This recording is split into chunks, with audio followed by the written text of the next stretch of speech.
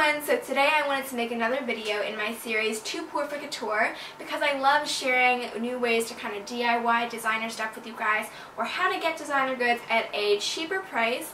Today I'm going to be sharing with you how I got my Louis Vuitton Neverfull MM in Damier Ebene for 55% off of retail price. Isn't that ridiculous, you guys? I saved over $900 just by doing a little bit of digging and trying to find a good price. So today I'm going to be talking to you guys about how I got this and how I saved over $900 on it.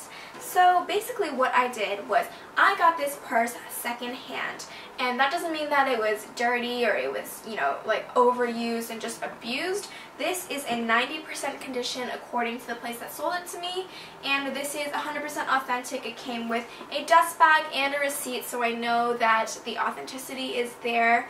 And for me, I haven't really found anything very wrong with this bag. It was probably used like 10 times at the most, just because of the way it feels. It still feels very new, still smells very new, and the inside is perfectly intact. There's like no stains or anything. There's virtually nothing wrong with this bag. And I got this from a secondhand designer goods shop in Singapore where I live called Milan. You guys can check out their website below. And they have a full inventory of every bag, purse, you know, piece of jewelry that they sell with the price and with the availability at different stores. So basically what I did was I had to look very hard and try to find a good bargain. I looked on Carousell, which for me is a little sketchy. If you guys don't know what Carousell is, it's an app on your phone where you can sell your used stuff. So, you know, when you're buying something off of like a Craigslist type of thing, or like Carousell or Gumtree, you really need to look out for the authenticity. Always make sure that the seller can prove the authenticity. And I'm not a big fan of meetups, like one-on-one, because to me that's a little bit sketchy, and like I'm a little bit apprehensive about doing meetups like that. So I chose to go for a second-hand retailer. There's a ton of different ones in Singapore. Madame Milan, where I got this, obviously, which has a ton of different locations like Holland Village, Raffles Place, Tanjong Pagar, and I think Far East Plaza. There's also Prestige Collector, and they have one at United Square as well. I'll link all of these below. There's also reebonz, which is online, roberaiders, which is online. So there's a ton of different places that you could get your things from. So basically how I got a good deal for this bag was I would go on the websites for every single secondhand bag shop that I could find in Singapore, all the ones that I just mentioned, and I would go on Carousell a few times a week for a couple weeks just to see what there was. And for the longest time, nobody had a Louis Vuitton Neverfull in the Damier Ebene that was a good price or that seemed authentic. And the reason why I actually went for a secondhand designer goods store was because they will prove the authenticity of their products before they buy them. So it's a lot more reliable than just like the word of some seller on Carousell, because it's very easy to lie to someone and be like, yeah, this is authentic, you know, without proof, and I just didn't want to waste my money on that. This one came with a receipt, so I know that it's the real thing. It was purchased in 2013, and the price of this bag has appreciated so much. The person who bought this bag got it for $1,220. But the current retail price is 1,690 Singapore dollars, and I got this for $750. So that is so ridiculous. I saved over $900, and I paid only 45% of retail price. So I mean, I still didn't get that great of a deal compared to the price that the buyer got it for. But you know, when my options are either buy it at full price from Louis Vuitton or buy it secondhand from somewhere else, compared to what I could have gotten if I bought it from Louis Vuitton at full retail price, you know, there wasn't that much of a difference for me, because the one from Louis Vuitton comes with a pouch on the inside, which I'm not a big fan of in the first place. I have no use for it, so I'm happy that I got it without the pouch. And also I'm $900 richer than I would have been if I had spent all my money on a purse straight from Louis Vuitton. So now I'm going to get a little bit more into the purse itself, talk about how much it can hold, how I made my decision to pick this print, because I had been researching it for a really long time.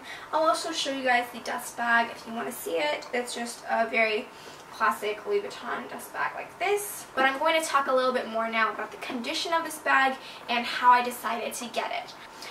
This is in the print Damier Ebene, and so this print is like notorious for being virtually indestructible. I've taken it in the rain, but I protected it with my umbrella because I totally baby this bag. But you know, it doesn't have any water stains on it or anything because the outside is just a canvas. It's not actually a leather. I have different leather goods that have like water stains on them, and in Singapore when it rains basically every day and the weather's very unpredictable, like you never know when it's gonna rain, but you know that it will rain. You know, it's very good to have a print that is kind of not as fragile. I had my heart set on a monogram for the longest time, but after reading everything about it on purseforum, as far as the durability, I decided that the Damier Ebene was more suitable for my needs because this is a bag that I'll be carrying almost everywhere. I love to carry around a big tote. Inside, it has this beautiful red canvas, and it also has a pocket right here. You can cinch the sides up to make it into a city bag, but I don't really like that style. And it also has this hook right here that I never knew about. I'd watched so many videos, but I just didn't know about this hook. So you can kind of hook it together like that. The only thing I don't like about it is that it doesn't have a zip, so it's kind of inconvenient if you're somewhere where it's like pickpocket prone, because someone could easily reach their arm into your purse and take something out, but it's not like I'm carrying anything too valuable anyway. As far as the weight goes, this is supposed to be able to carry quite a lot of weight, but I wouldn't overstuff it because the thought of the handles breaking really breaks my heart, and if that were to happen, I think I'd be very traumatized. But it can fit my laptop, it can fit, you know, my clothes. It's a good bag for just like an everyday kind of like shopping or something. Like, it's a good shopping bag, I guess. But yeah, I really like it so far. I've only used it once, but maybe I'll do a kind of like wear and tear review in a little bit. And this style is notorious on purseforum for the cracking and the peeling of these straps. And that's because this leather right here is a treated leather, so it's not like the monogram style or the Damier Azur, which has the vachetta untreated leather, and that's a leather that's kind of beige and it turns into like a honey color later on, which I love the honey color, but because of the weather here and because of my personal habits, so that's why I went for this style. But this one, because the leather is treated right here, it makes it a little bit more brittle. This one has been broken in a little bit since it was used, so the handles like don't stick up anymore. Usually on a new one the handles will be very stiff and they'll stick up like this. And this one does not have too much cracking. I didn't notice any cracking when I first bought it, but then like when I got home, I kind of took a closer look at it, and it does have a little bit of cracking and creasing, but honestly it doesn't bother me too much because of the price that I got it at, and because I know that, you know, it's a Louis Vuitton bag, it should not have any problems, but you know, it's kind of inevitable with this style. Like, it is going to crack over time, and I've accepted that, and I don't feel like there's anything wrong with it because you can't really tell. It's not anything too obvious. I'm just going to zoom in a little bit here so you guys can see it clearer. And there's a little bit of cracking and peeling on the sides, but it's not too much to the point where it's very noticeable. In fact, as I mentioned, I didn't even notice till I got home, and I have to look for it right now. So right there's a little bit of cracking on it, but it's so minimal that you really can't tell. And that's the only strap that has cracking on it, or like right here there's a little bit of peeling, but it's not too bad, and it's not to the point where the leather is completely coming off and I could peel it off in one strip. It's just a little bit of wear and tear, and that's just what happens when the straps get a little bit dry. Like, you want to avoid using hand sanitizer and stuff like that and touching the straps because that can dry them out and cause them to crack. Always keep it in the dust bag, you know, just like typical stuff like that. In Singapore humidity, I don't think the bags are that prone to cracking. But obviously, like when you've had the bag for like 10-15 years or something like that, it will have cracks somewhere down the line. So, you know, it really doesn't bother me that the bag has a little bit of cracking because honestly, it took me a while, even in this video right now, to find the cracking.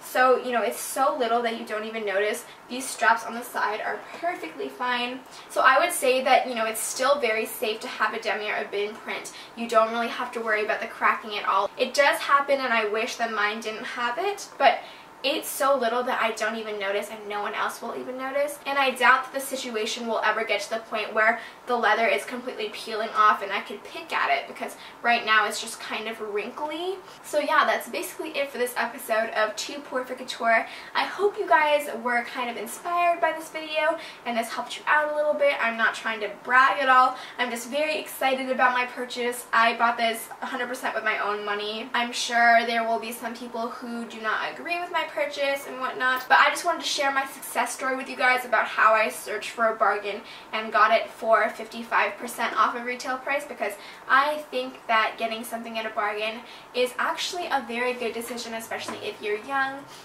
It's very important to know the value of a dollar, and you know, when you only have so much money, you don't always want to spend it on one huge thing. And I'm really happy that I did my kind of bargain hunting and I was able to find something that was affordable. So yeah, that's basically it for this video. Thank you guys so much for watching. If you have any comments or questions regarding how I got the bag, how I made my decision, how I like it, the durability, please leave them in the comments below. I'd love to hear your thoughts. But yeah, if you like this video and you want to see more, make sure you subscribe to my channel. I'm going to try to post way more often this year. But that's basically it. It's Christmas Eve. I hope I can get this up today. But otherwise, happy holidays and thank you guys so much for watching. Bye!